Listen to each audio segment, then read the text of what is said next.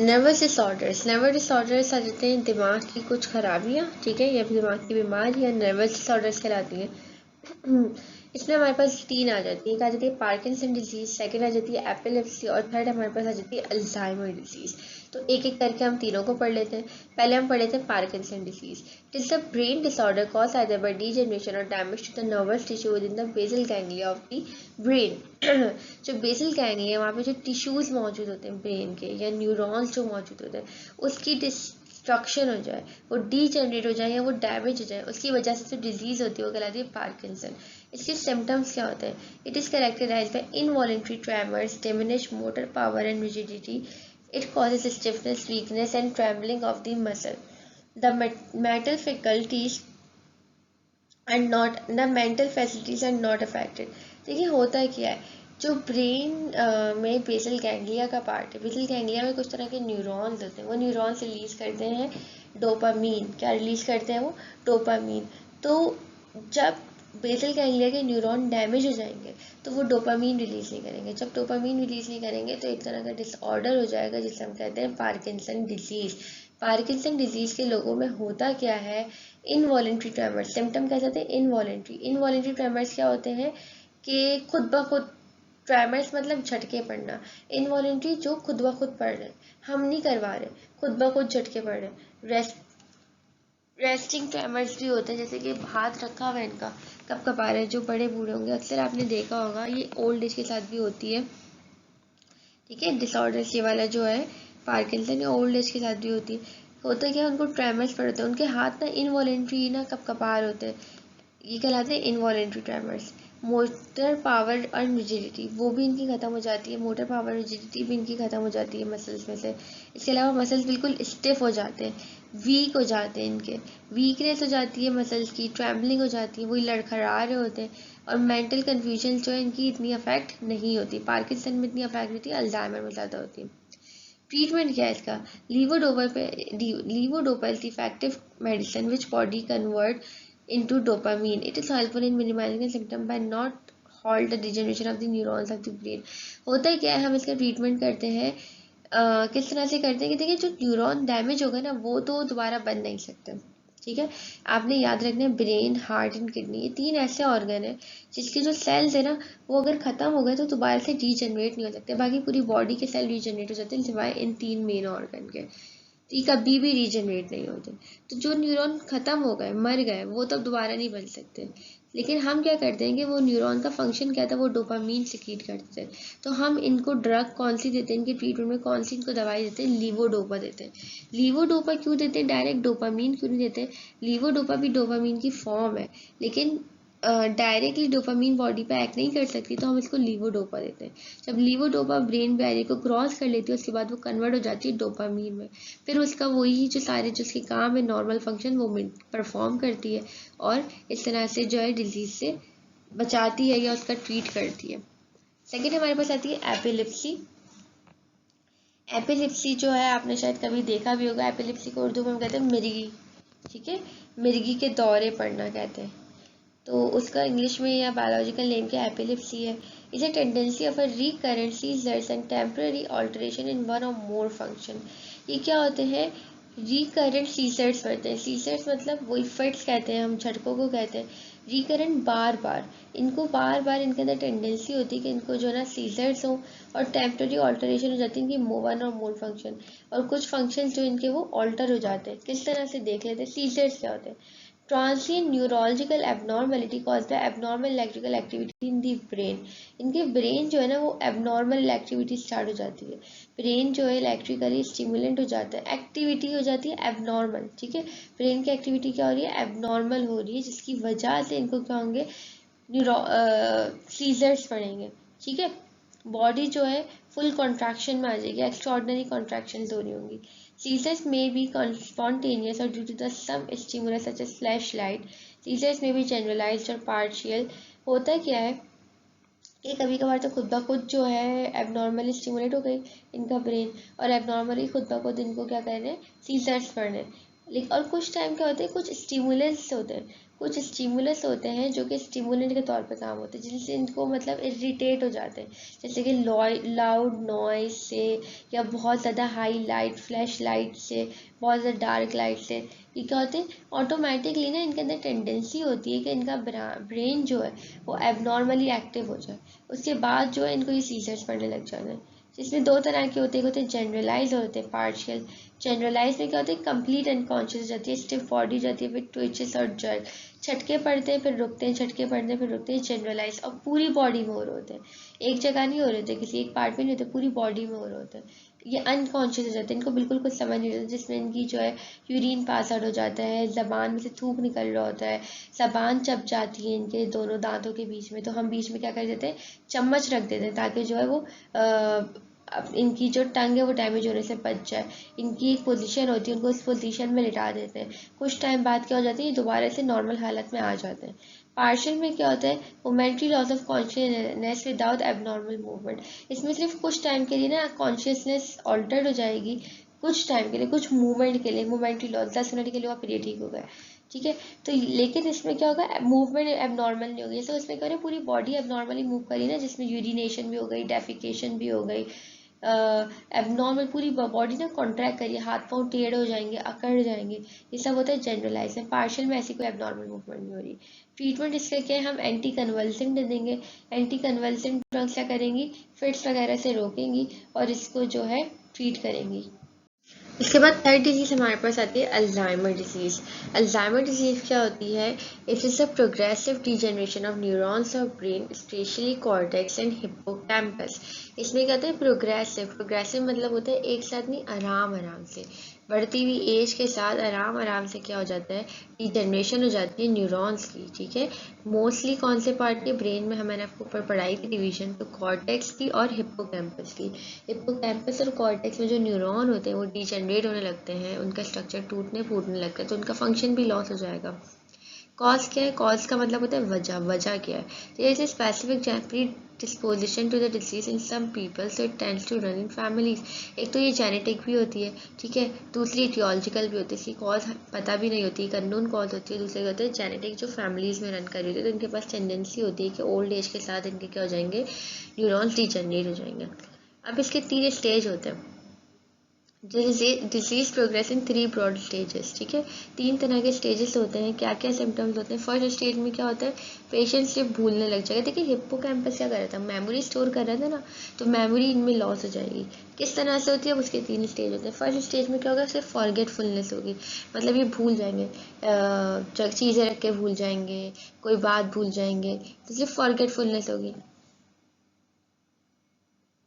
ठीक है। First stage है उसमें क्या आता है, अल्जाइमर की फॉरगेटफुलनेस होती है। सेकंड स्टेज में क्या होता है, सीवियर लॉस ऑफ मेमोरी हो जाता है फॉर रीसेंट इवेंट्स के लिए।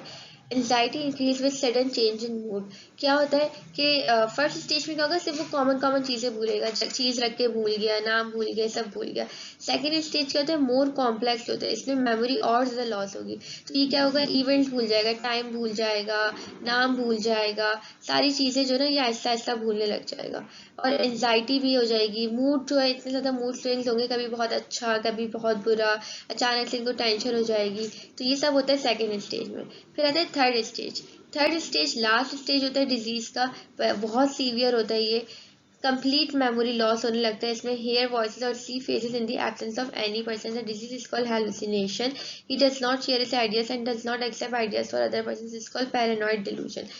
ये क्या करता है, थर्ड स्टेज में क्या होता है कि इसको हेलुसिनेशन होती है। जो लोग नहीं होते या जो लोग मर चुके होते हैं या जो लोग होते भी नहीं है, वो नज़र आने लगते हैं। ये बोलेंगे कि हमें जो ना हमारी दादी नज़र आई थी या दादी ऐसे कह रही थी। इस कंडीशन को हम कहते हैं हेलुसिनेशन, जिसमें ऐसी शख्सियात या ऐसे फेसेस या ऐसी आवाज़ें सुनाई दे जो एग्जिस्ट ही नहीं करती, तो ये कहलाती है हेलुसिनेशन। इसके अलावा ये जो है ना किसी से अपना आइडिया शेयर करेंगे, ना किसी की बात जो है सुनेंगे, खुद ब खुद प्लॉट्स बनाएंगे, बोलेंगे कि ये मुझे मारने की कोशिश कर रहा था या मुझे ये कर रहा था। तो ये आती है पैरानॉइड डिल्यूजन्स में, ठीक है। ये कंडीशन क्या कहलाती है, paranoid delusion. Main symptom disease का क्या है, लॉस ऑफ मेमोरी से हम कहते हैं डिमेंशिया, ठीक है। मेन सिम्टम क्या होता है, डिमेंशिया मतलब कंप्लीट लॉस ऑफ मेमोरी। फिर आ जाता है ट्रीटमेंट। तो ट्रीटमेंट इसका क्या है कि effective medicine should be use. Symptomatic हम ट्रीटमेंट करते हैं, मेडिसिन देते हैं, लेकिन कोई क्योर नहीं है। फिजियोलॉजिकल ट्रीटमेंट क्या है, तो कंट्रोल करें डिजीज़ को और पेशेंट की टेक केयर करें और उसको रीअश्योर करें कि मतलब वो ठीक हो जाएगा। और घर वालों को ज़्यादातर काउंसलिंग इसमें काम आती है, क्योंकि वो जिन पर्सन के साथ रह रहा होता है तो उनको ज़्यादा काउंसिल किया जाता है कि आप इनकी कंडीशन को समझें और ये एक कंडीशन है, मेंटल स्टेट है, तो इसका कोई क्योर नहीं है, लेकिन इसको हम रीअश्योर करके और सिम्टोमेटिक ट्रीटमेंट से कंट्रोल कर सकते हैं। Chemical coordination. केमिकल कोऑर्डिनेशन क्या होती है, कैसे होती है, किस तरह से होती है, क्या इसका तरीकाकार है, ये हम देख लेते हैं। Coordination in which group of cell release specific chemical which regulate the activities of other cells of the body. Coordination जो कि केमिकल्स के जरिए से हो, ठीक है, कोई भी ग्रुप ऑफ सेल जो है वो केमिकल रिलीज करें और जो जाके बॉडीज में दूसरे स्ट्रक्चर की एक्टिविटीज को रेगुलेट करें या बॉडी में दूसरी एक्टिविटीज को मेंटेन करें, क्या कहलाती है, केमिकल कोऑर्डिनेशन। किसके जरिए से होती है, केमिकल्स के जरिए से होती है। उसमें कौन से केमिकल्स होते हैं वो हम देख लेते हैं। Endocrine gland secrete their secretion hormone directly into the blood. ये बात मैं आपको बता चुकी हूँ कि एंडोक्राइन ग्लैंड जो होते हैं वो डायरेक्टली अपनी सिक्रीशन कहाँ रिलीज करते हैं, ब्लड में रिलीज करते हैं, क्योंकि उनके पास कोई डक नहीं होती, तो डायरेक्टली अपना प्रोडक्ट बना के कहाँ आ जाते हैं, ब्लड में आ जाता है। These hormones are transported by blood to the target cell. ठीक है, अब ये जो केमिकल था जिसमें हम बात कर रहे थे कि जो कोऑर्डिनेशन हो रही है वो किसके थ्रू हो रही है, केमिकल्स के जरिए से हो रही है। कि ग्रुप ऑफ सेल्स हैं या ग्लैंड्स हैं जो कि केमिकल सिक्रीट कर रहे हैं, वो केमिकल जाके बॉडी में एक्टिविटीज को क्या कर रहे हैं, रेगुलेट कर रहे हैं। तो वो केमिकल्स कौन है, वो केमिकल्स हमारे पास बेसिकली हार्मोन्स है। ठीक है, ये जो ग्लैंड्स हैं ये हार्मोन्स बनाते हैं और वो हार्मोन्स जाके क्या करते हैं, टारगेट सेल पे एक्ट करते हैं। टारगेट सेल क्या होते हैं, यहाँ पे कॉन्सेप्ट ले लें। देखिए हार्मोन्स जो है वो कहाँ रिलीज होती है, ब्लड में रिलीज होती है। कहाँ रिलीज होती है, ब्लड के अंदर। अब ब्लड तो है आपकी पूरी बॉडी में काम करता है, ठीक है, पूरी बॉडी में घूमता है ना ब्लड। तो अब ऐसा तो नहीं है ना कि हार्मोन पूरी बॉडी में काम करेगी, नहीं। अब आपको अगर क्या कहते हैं, अब ये कैसे पता चलेगा कि हार्मोन को अगर किसी ऑर्गन में एक्ट करना है, जैसे किडनी पे एक्ट करना है, तो पूरी बॉडी में किस तरह से इग्नोर होगा और किडनी पे किस तरह से करेगा। तो अब ऐसे समझ लें कि हार्मोन जो है वो की है, क्या है, एक तरह से की है, चाबी है। चाबी समझते हैं ना, तो हार्मोन क्या चाबी है, और इसका जो ताला है वो हर जगह नहीं लगा हुआ, पूरी बॉडी में डिफरेंट तरह के ताले लगे हुए, ठीक है। लेकिन ये वाला जो चाबी है, अब हर 10 तरह के ताले होते हैं, 10 तरह की चाबियां होती है, लेकिन हर ताले की चाबी, हर चाबी जो है ताले में फिट नहीं होती, ठीक है। हर ताले की अपनी स्पेसिफिक चाबी होती है। तो इसी तरह से समझे बॉडी में 10,000 किस्म के ताले लगे हुए हैं, सही है, 10 किस्म के लॉक लगे हुए हैं, लेकिन हर किसी की चाबी क्या है, अलग अलग है। हर किसी की हार्मोन, तो हम ताले किसको बोल रहे हैं, हम ताले बोल रहे हैं रिसेप्टर को। जो ऑर्गन के ऊपर रिसेप्टर लगे हुए हैं, गेट लगे हुए हैं, गेट पे जो ताले लगे हुए हैं वो है रिसेप्टर, और उसकी की क्या है, हार्मोन है। अब हार्मोन, कोई भी हार्मोन है वो ब्लड में रिलीज हो गई। सपोज करें हम बात कर लेते हैं इंसुलिन की, वो इंसुलिन ब्लड में रिलीज हो गई। अब इंसुलिन क्या पूरी बॉडी में काम करेगी, पूरी बॉडी में उसके ताले लगे, पूरी बॉडी में कैसे काम करेगी, नहीं। जहां भी इसका चाबी जो है इसके ताले में फिट हो जाएगी वहां पे काम करेगी, ठीक है। अब तो ये डिपेंड करता है कि कहाँ पे ये रिलीज हो, ठीक है। ब्लड के अंदर हार्मोन रिलीज हो जाती है, कोई भी हार्मोन हो, हार्मोन तो ब्लड के अंदर रिलीज होगी। अब ब्लड पूरी बॉडी में सर्कुलेट करेगा, लेकिन वो हार्मोन हर जगह काम नहीं करेगी। जहाँ पे उसका रिसेप्टर लगा हुआ होगा, ये उस रिसेप्टर पे जाके अटैच होगी और फिर अपने फंक्शंस करेगी, ठीक है। तो हार्मोन जो है अपने रिसेप्टर पे अटैच होके फिर काम करती है, और हर हार्मोन का हर रिसेप्टर अलग अलग है। अगर स्टीरॉयड हार्मोन है उसका रिसेप्टर अलग है, अगर एंटी डाययूरेटिक हार्मोन है उसका रिसेप्टर अलग है, तो वो किडनी पे ही काम करेगी, वो जाके ब्रेन पे, वो जाके पेनक्रियास पे और लिवर पे काम नहीं करेगी, क्योंकि उसका रिसेप्टर वहाँ मौजूद नहीं है, ठीक है। अब केमिकल नेचर ऑफ हार्मोन देख लेते हैं।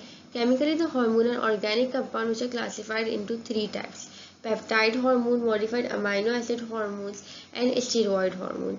3 तरह की हार्मोन्स होती हैं, एक होती है पेप्टाइड, एक होती है अमाइनो एसिड और एक होती है steroid hormone. What is peptide hormone? The hormone which composed of protein are called peptide hormone. These are of 2 types: small chain amino acid and large chain amino acid. Peptide जो है basically वो protein को ही हम कहते हैं, बहुत सारे amino acid मिलते हैं तो वो एक चेन बना देते हैं, हम कहते हैं पेप्टाइड या प्रोटीन। तो अब उसमें दो तरह के आ जाती हैं, एक आती है स्मॉल चेन और एक आती है लार्ज चेन।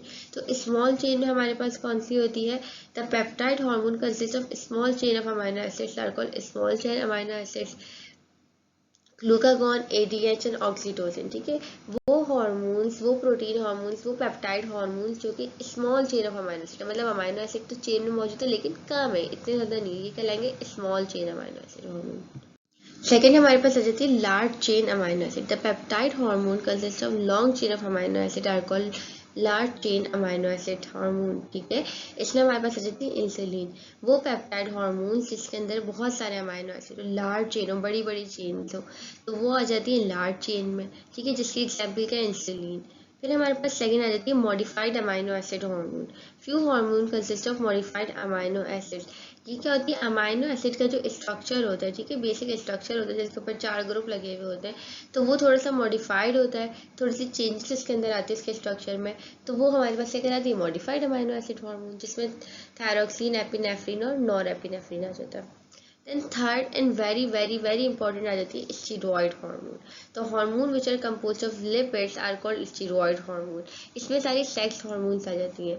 स्टीरॉयड हार्मोन्स का नेचर कैसा होता है, लिपिड इन नेचर होता है, इनकी जो सेल मेम्ब्रेन होती है वो लिपिड की बनी हुई होती है। ये जो पूरे बने हुए होते हैं वो किसके बने हुए होते हैं, लिपिड के बने हुए होते हैं। ठीक है, पेप्टाइड एंड अमाइनो एसिड जो है वो किसके बने हुए, प्रोटीन से बने हुए, जबकि स्टीरॉयड जो है वो किसकी बनी हुई है, कोलेस्ट्रॉल लिपिड्स की बनी हुई है। ठीक है, इसमें ज़्यादातर सेक्स हार्मोन का पूरा ग्रुप आ जाता है, ईस्ट्रोजन, प्रोजेस्टेरॉन, फीमेल्स में टेस्टोस्टेरॉन, एल्डोस्टेरॉन, एल्डोस्टेरॉन दोनों में होती है, टेस्टोस्टेरॉन मेनली किसमें होती है, मेल्स के अंदर होती है।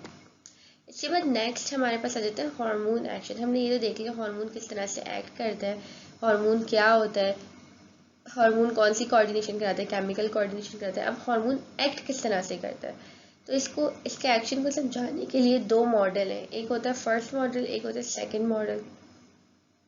पहले हम सिमिलैरिटी देख लेते हैं, फिर हम दोनों मॉडल को भी लाइन बाय लाइन डिस्कस कर लेंगे।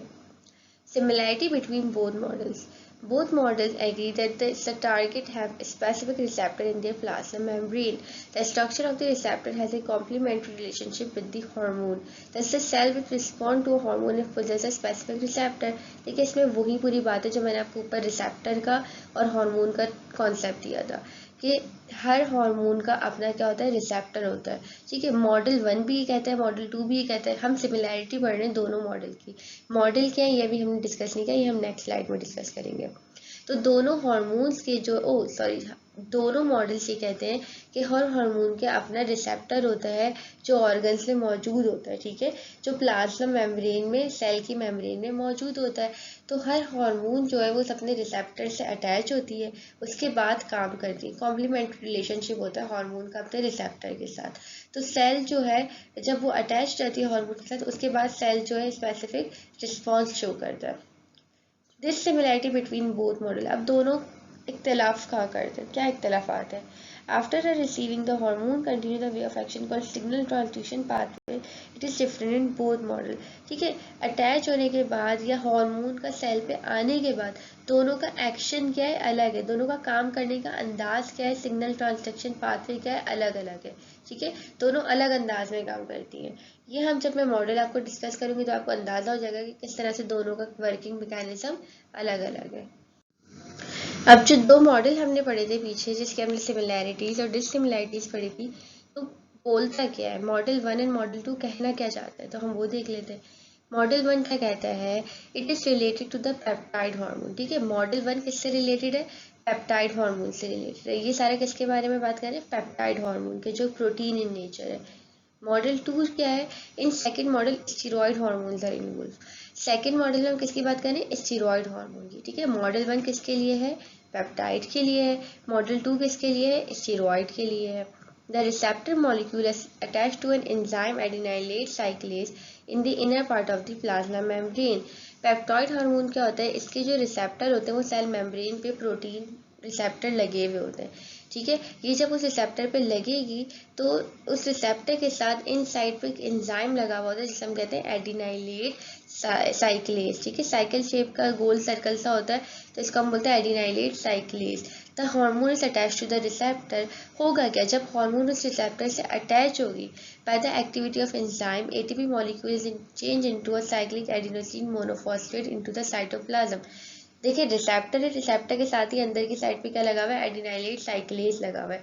तो जब ये इसके साथ अटैच होगी, किसके साथ, रिसेप्टर के साथ, तो रिसेप्टर और इसके अटैचमेंट से क्या होगा, एंजाइम एक्टिव होगा। एंजाइम क्या करेगा, जो सेल के अंदर मौजूद एटीपी है उसको ब्रेक करेगा। उसमें से दो ट्राईफॉस्फेट बोलते हैं ना, एडिनोसिन ट्राईफॉस्फेट के 3 फॉस्फेट है, तो उसको ब्रेक करके उसमें 2 फॉस्फेट निकाल देगा और उसको कन्वर्ट कर देगा एएमपी में। किसमें, एएमपी में, एडिनोसिन मोनोफॉस्फेट में सिर्फ एक फॉस्फेट लगा रह जाएगा। अब the adenosine monophosphate act as a second messenger and activate the particular enzyme which actually help in function. Several other messenger molecule also take part in process. तो adenosine monophosphate जो है, ठीक है, ये सेकेंड मैसेंजर के तौर पे काम करेगा और ये जाके मजीद एंजाइम्स को एक्टिवेट कराएगा और जो भी काम करना है हार्मोन का जो भी काम था वो करेगा। ठीक है, तो इसमें 2 मैसेंजर हो गए। पहला मैसेंजर कौन हो गया, रिसेप्टर हो गया। रिसेप्टर के साथ जब ये लगा तो रिसेप्टर ने एंजाइम को मैसेज दिया, एंजाइम ने ब्रेक डाउन कराया एटीपी का इनटू एएमपी, फिर एएमपी ने क्या करा, जाके सेकेंड मैसेंजर के तौर पे काम किया और मजीद जाके जो है एंजाइम्स को एक्टिवेट या इनहिबिट कराया। ठीक है, तो ये हो जाता है फर्स्ट मॉडल। ये कहता है कि ये जो है सेल के बाहर से काम करता है, जबकि स्टीरॉयड हार्मोन जो है वो अंदर जाके काम करता है सेल के अंदर से। क्यों, क्योंकि स्टीरॉयड हार्मोन जो है वो लिपिड इन नेचर है। ठीक है, तो सेल के बाहर से काम नहीं कर सकता, वो अंदर से काम करेगा। इसका रिसेप्टर जो है वो साइटोप्लाज्म में मौजूद होता है, जबकि जो फर्स्ट मॉडल है उसका रिसेप्टर कहाँ मौजूद है, सेल मेम्ब्रेन पे भी है और साइटोप्लाज्म में भी। अब आ जाते हैं second model. These hormone are fat soluble, so they enter the cell directly through the plasma membrane, so they do not need the second messenger. In the cytoplasm, they are attached to the particular receptor which transfer into the nucleus. In the nucleus, hormone receptor complex activate the gene due to which actual function is started. देखिए क्या होता है, बहुत आसान है, बहुत ज़्यादा simple है। कॉम्प्लिकेटेड आपको लग रहा होगा लेकिन आपने आसानी से समझना है। देखिए फर्स्ट मॉडल क्या था, हमने पेप्टाइड हार्मोन के बारे में पढ़ा था। तो पेप्टाइड या प्रोटीन हार्मोन्स जो है सेल मेम्ब्रेन से पास आउट नहीं हो सकती। क्यों नहीं हो सकती, क्योंकि सेल मेम्ब्रेन लिपिड की बनी हुई होती है।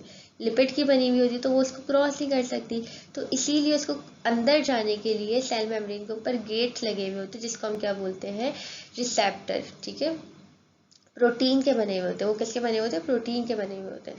तो जब ये उनके ऊपर अटैच होती है तो वो फर्स्ट मैसेंजर के तौर पे काम करती है। वो अंदर जाके एंजाइम को एक्टिवेट करता है, एंजाइम जाके दूसरे रिसेप्टर से एंजाइम क्या करते हैं, ब्रेक डाउन करते हैं एटीपी को इनटू एएमपी। एएमपी जाके सेकेंड रिसेप्टर पर अटैच होता है जो कि साइटोप्लाज्म में है, सेल के अंदर मौजूद होता है। वो जाके फर्दर सारा जो भी काम होता है ना वो करवाता है। तो इसमें 2 मैसेंजर होते हैं। स्टीरॉयड हार्मोन को 2 मैसेंजर की ज़रूरत नहीं है, उसको सिर्फ एक ही मैसेंजर चाहिए। क्यों 2 मैसेंजर नहीं चाहिए, क्योंकि स्टीरॉयड हार्मोन मैंने ऊपर भी बताया था कि वो लिपिड नेचर की होती है। ठीक है, लिपिड इन नेचर होती है, तो स्टीरॉयड भी लिपिड इन नेचर है, सेल मेम्ब्रेन भी लिपिड इन नेचर है। तो लिपिड लिपिड में से क्या होगा, आराम से पास आउट हो जाएगा, उसको सेल की परमिएबिलिटी का मसला नहीं होगा। तो इसको जो है सेल मेम्ब्रेन के ऊपर गेट की ज़रूरत नहीं है, ये आराम से सेल के अंदर आ जाएगी। जब ये सेल के अंदर आ जाएगी तो सेल के अंदर साइटोप्लाज्म में इसका रिसेप्टर मौजूद होगा, ये उस रिसेप्टर से अटैच होगी। तो फिर ये जो कॉम्प्लेक्स कहलाएगा एक रिसेप्टर और हार्मोन का, जैसे हम बोलते हैं हार्मोन रिसेप्टर कॉम्प्लेक्स। ठीक है, हार्मोन रिसेप्टर कॉम्प्लेक्स जो है जाएगा कहाँ, सेल के अंदर मौजूद न्यूक्लियस में जाएगा। न्यूक्लियस के अंदर क्या मौजूद होता है, डीएनए मौजूद होता है। ठीक है, डीएनए के ऊपर जीन्स मौजूद होते हैं। ये जाके सेल के अंदर जाएगा, सेल के अंदर जाने का न्यूक्लियस में जाएगा, न्यूक्लियस में जाके डीएनए पे एक्ट करेगा, डीएनए से क्या बनवाएगा, ये आरएनए बनवाएगा, आरएनए के बाद ही क्या बनवाएगा, प्रोटीन बनवाएगा। ठीक है, प्रोटीन सिंथेसिस कराएगा, वो जाके जो है एंजाइम की मजीद एक्टिविटी को कंट्रोल करेगा। तो इस तरह से काम करता है सेकेंड मॉडल या स्टीरॉयड हार्मोन। तो स्टीरॉयड हार्मोन का एक्शन किस तरह से होगा, अकॉर्डिंग टू सेकेंड मॉडल के थ्रू होगा, और पेप्टाइड हार्मोन का किसके थ्रू होगा, फर्स्ट मॉडल के। feedback mechanism. In case of any change in the chemical information in the body, the feedback mechanism came into the action and either block or promote the further change. ठीक है, feedback mechanism हम homeostasis में भी अच्छी तरह पढ़ के आए थे कि जब भी बॉडी में कोई ऐसा चेंज आएगा, ठीक है, तो ये क्या करेगा, या तो काम बढ़ा देगा या तो फिर काम कम कर देगा। किस तरह से? दो तरह के होते हैं, negative and positive. The feedback is said to be negative if secretion of hormone is inhibited, ठीक है। अगर जो काम बॉडी में हो रहा है उसके अपोजिटली एक्शन करें तो नेगेटिव होगा। जैसे कोई हार्मोन रिलीज हो रही है, अब ज़रूरत नहीं है उसकी, तो नेगेटिव फीडबैक एक्टिवेट हो जाएगा और उसकी सिक्रीशन को इनहिबिट कर देगा।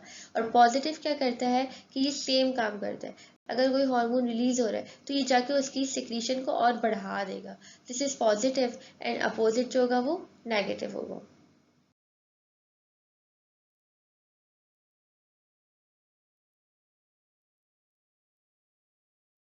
मैं उम्मीद करती हूँ कि आपको आज का लेक्चर बहुत अच्छे से समझ आया होगा, लेकिन स्टिल अगर आपको किसी भी किस्म का कोई भी क्वेश्चन है तो आप दिए हुए इन कॉन्टैक्ट डिटेल्स पे हमसे रब्ता कर सकते हैं।